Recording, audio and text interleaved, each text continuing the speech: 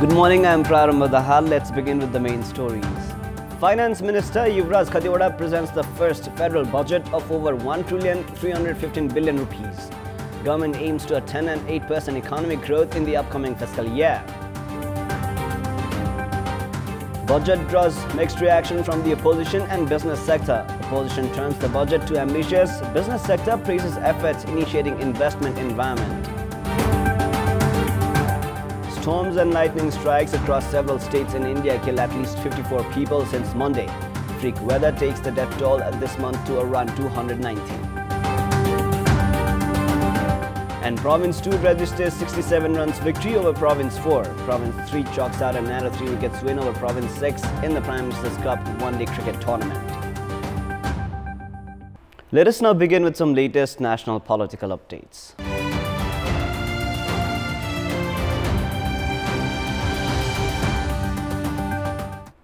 The government has presented the first federal budget amounting to 1,315,160 billion rupees for the fiscal year 2018-19 at the federal parliament yesterday. Abiding by the constitution's requirement to announce the budget on the 15th day of the Nepalese month of Jesta, Finance Minister Yuvraj Kantipur presented the details of the budget for the fiscal year 2018-19 at a joint meeting of the House of Representatives and the National Assembly. The newly announced budget includes the expenses of 845.44 billion rupees, capital investment of 313.99 billion rupees and 155.71 billion rupees for financial management.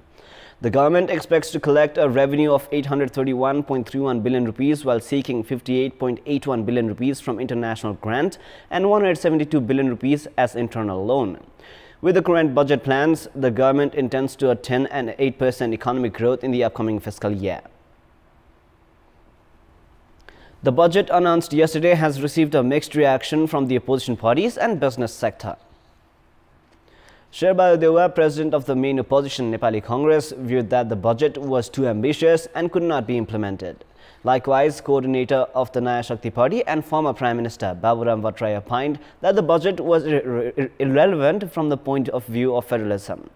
Meanwhile, representatives of the business sector dubbed the budget as positive in terms of initiation taken to build investment-friendly atmosphere. However, some business representatives viewed that the budget has failed to meet their expectation. The budget announcement has proposed almost one-fourth of the budget to provincial and local level governments in order to encourage development projects in the provincial and local levels. A total of 379.45 billion rupees budget has been proposed for the provincial and local levels alone. Likewise, another 135.5 billion rupees has also been issued for provincial and local levels with the authority to mobilize this amount for projects under their jurisdiction. Out of the total internal revenue, 114.24 billion rupees has been distributed between the provincial and local levels. However, the government has yet to create laws, distribute revenue and establish financial commissions at the provincial level. The government has also allocated a budget of 63,135.5 million rupees for conditional grants and for provinces and 109,845.6 million rupees for conditional grant at the local level. With the newly issued budget, the government aims to establish offices for labor permits at all provinces, build one industrial area in each province, one commercial area, one special economic hub, and a medical college in each province. The budget also aims to establish a model agriculture education center, connect each province with at least one international transit, and facilitate transport registration and license works from provincial level itself, among others. The budget for the fiscal year 2018-19 that was unveiled yesterday has prioritized overall infrastructure development construction. The government has allocated more budget as compared to the previous years in the sectors such as roadways, railways, airport construction, energy development, and for the completion of national pride projects. Continuity has been given to the past national pride projects that are still under construction. The construction of one of the national pride projects, the Budi Gandaki hydropower project, capable of producing 1200 megawatt electricity, will commence soon. 10.7 billion rupees had been allocated for the project in the previous fiscal year. Likewise, 5.16 billion rupees was allotted for projects including Rani Jamara, Bheri Babai diversion, Sikta irrigation project and Babai irrigation project last year. This amount has been increased to 10.99 billion rupees in the new budget. The construction of airports and upgrading their quality has also caught the government's attention this time around. An advanced technology will be adapted to make the airport safer and reliable. Likewise, works of commencement of Nisgad Airport, operation of Gautam Buddha Regional International Airport and construction of Pokhara Regional International Airport will also move ahead. There are plans to upgrade Tribhuvan International Airport as well. Another 19.35 billion rupees will be spent for the aviation sector in the upcoming fiscal year. Public will be provided with the basic standard drinking water within the next 3 years. The field study for model drinking water from large rivers is in the pipeline. The second project of emergency drinking water will also kick off this year. At least 24 billion 57.5 million rupees has been allocated for drinking water. Likewise, the new budget has a provision to provide 50,000 rupees per family to those living under the poverty line as grant amount along with jinx sheets for the construction of shelters. According to the priority, the cities will be developed to mega and smart city. The government has allocated 33.37 billion rupees for the construction of buildings and residences, while another 1.2 billion rupees has been allocated for transport management. Likewise, electric railway and Kathmandu cable car have also found space in the budget. The overall budget division has clearly illustrated the government's priority in infrastructure development. It is now time for a short break, but for more news, do stay with us.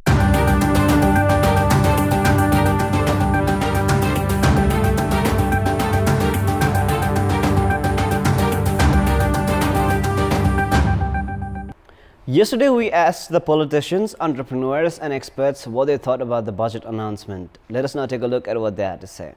Public voice. सेवा सहुलियतहरु विस्तार गर्ने यसले चाहिँ सोच अगाडि सारेको छ र त्यसो गर्दाखेरिमा एक खालको पंक्तिलाई यसले मद्दत पुर्याउने छ भन्ने लाग्छ मलाई र सँगसँगै यसले ठूला परियोजनातर्फका कुराहरुमा चाहिँ जुन किसिमको फोकस हो अझै पुगेन कि बजेटको साइज चाहिँ जुन हामीले धेरै बढ्नु हुँदैन भनेर पहिले भनेका थियौं त्यो चाहिँ पोरकै आयो पोर चाहिँ 12 खर्ब 80 जति थियो यसपालि चाहिँ 13 15 पुर्याएको हुनाले बजेटको साइज पनि ठिकै राखिएको छ र कार्यान्वयनबाट नै यो 8% को उद्देश्य चाहिँ हासिल गर्ने उद्देश्य लिएको छ खास गरी ऊर्जालाई यातायातलाई र पर्यटनलाई दिएको प्राथमिकता चाहिँ उपयुक्त र व्यवहारिकै लागेको छ समग्र विकासको लागि नेपाल सरकारले नीति तथा कार्यक्रममा जे कुराहरू ल्याएको थियो ती कुराहरूलाई बजेट व्यवस्थाबाट समर्थन गर्ने र बजेट व्यवस्थाको प्रबन्धबाट ती कुराहरूलाई अगाडि बढाउने बजेटले काम गरेको छ बजेट राम्रो आछ कार्यान्वयन गर्ने बेला हामी सशक्त ढंगले गर्नुपर्छ र यो बजेटले अब नेपाली जनताको भविष्य निर्माण गर्ने बजेटको रूपमा हामीले लिएका छौं त्यसले जुन एउटा तरंग ल्याउनु पर्ने हो मलाई एउटा लाग्छ एउटा उत्साह ल्याउनु अब बजेट आयो अब सुरु भयो अब यत्रो नीति कार्यक्रममा अथवा यो म्यानिफेस्टोमा भनेका कुराहरु आजबाट सुरु भयो डे 1 अब भने सुरु भयो भन्ने कुराबाट चाहिँ मलाई चाहिँ त्यस्तो खालको प्रभाव लाग्यो बजेट एज युजुअल हो नियमित प्रक्रियामा बजेट आएको छ खास कुनै किसिमको नयाँ प्रोग्राम केही आएको छैन र कार्यान्वयन राम्रो गर्न सक्यो भने ठिकै रहला तर तात्विक हिसाबले कुनै फरक छैन एज युजुअल नै छ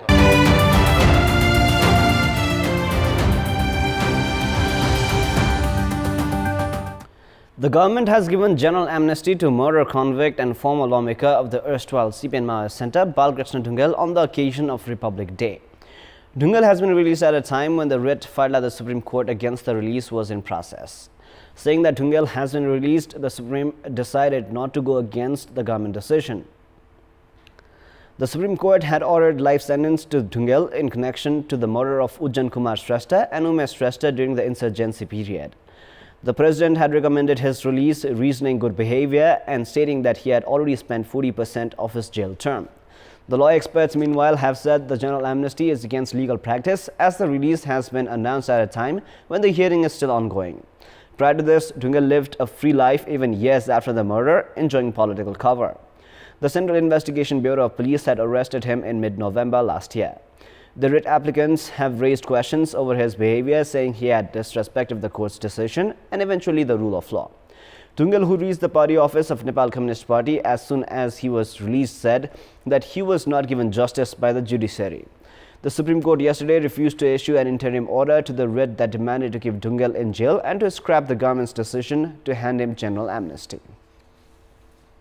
Time now for some international news.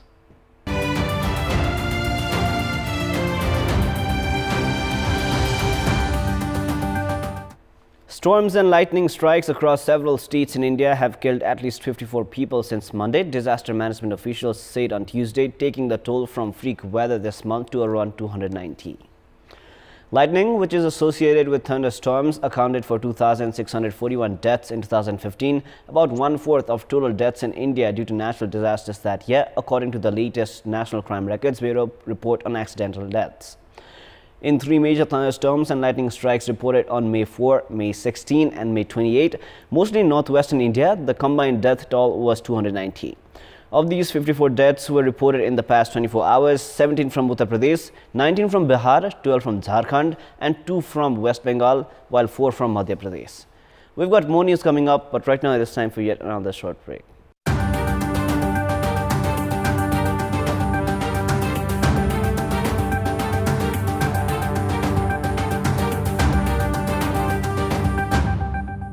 Welcome back. It is now time for our segment Public Pulse. Will you text us with your opinion? Public Pulse. The question is, how do you find the government's budget announcement? Your options are A. Balanced, B. Over-ambitious, and C. Mere continuity. The voting is on. You can type NEWS, select your option A, B or C and then send it to 8080 to share your opinion with us. Time now for some sports news. Sports news. Province 2 and Province 3 have emerged victorious on the third day of the Prime Minister's Cup one-day cricket tournament. In the second group stage matches held yesterday, Province 2 defeated Province 4 by 67 runs, while Province 3 defeated Province 6 by 3 wickets. In the match played at Kantipur Cricket Ground, Province 3 won the toss and asked Province 6 to bat first. Province 6 were bowled out in 47.4 overs after putting up a fighting total of 178 runs. Ravindra Sahi and Dipan Pun both scored 52 runs for Province 6, while Tek Salami chipped in with 26 runs. Kishore Mahato and Jitendra Thakuri claimed 2 wickets each for Province 3. Chasing a target of 179 runs for victory, Province 3 reached the target in 36.3 overs, losing 7 wickets. Rupesh Srivastav, who scored 39 runs, was the top scorer for Province 3. Adil Khan also contributed 31 runs, while Kishore Mahato chipped in 25 runs and Ishan Pandey added 23 runs in Province 3's win. In another match played at Mulpani Ground, Province 2 won the toss and elected to bat first. Province 2 posted a total of 158 runs before being bowled out in 44.3 overs. Bisal Susling top scored for Province 2 with 26 runs, while Rashid Khan chipped in 18 runs and skipper Mehboob Alam and Rahul Pratap contributed 17 runs each. Hari Chauhan and Bipin Khatri grabbed 3 wickets each for Province 4. Chasing a target of 159 runs for victory, Province 4 were bowled out after scoring 91 runs in 28.5 overs and lost the match by 67 runs. Anil Gurung, who scored 36 runs, and Suma, who contributed 32 runs, were the only players with double-digit scores for Province 4. Sanjam Regmi, who returned to domestic cricket scene after 4 years, was the pick of the bowlers for Province 2 as he grabbed 5 wickets. Sansad Sheikh also claimed 4 wickets in Province 2's victory. American Serena Williams has made a comeback at the Grand Slam stage with a win in the first round of the year's second Grand Slam, the French Open. 36-year-old Serena secured a straight sets win over Kristina Pliskova as she won the match 7-6, 6-4. 23-time Grand Slam champion Serena is featuring at a Grand Slam for the first time since becoming a mother. In another match, former champion Maria Sharapova also made a brilliant comeback to progress to the second round. She got better of Rachel Hogenkamp 6-1, 4-6, 6-3. In the men's category, Rafael Nadal secured a straight sets win over Simone Bolelli of Italy in a rain-affected match. Nadal, who is aiming to win his 11th French Open title, won the match 6-4, 6-3, 7-6. And now, before we wrap up, here's a look at the top stories one more time. Finance Minister Yuvraj Khadiwada presents the first federal budget of over 1,315 billion rupees. Government aims to attain an 8% economic growth in the upcoming fiscal year. Budget draws mixed reaction from the opposition and business sector. Opposition terms the budget too ambitious. Business sector praises efforts initiating investment environment. Storms and lightning strikes across several states in India killed at least 54 people since Monday. Freak weather takes the death toll this month to around 290. And Province 2 registers 67 runs victory over Province 4. Province 3 chalks out a narrow 3 wickets win over Province 6 in the Prime Minister's Cup one-day cricket tournament. That is all for the moment. Our next English bulletin will air at 11 a.m. Keep watching Kantipur Television SD for more news and entertainment. Have a great day ahead.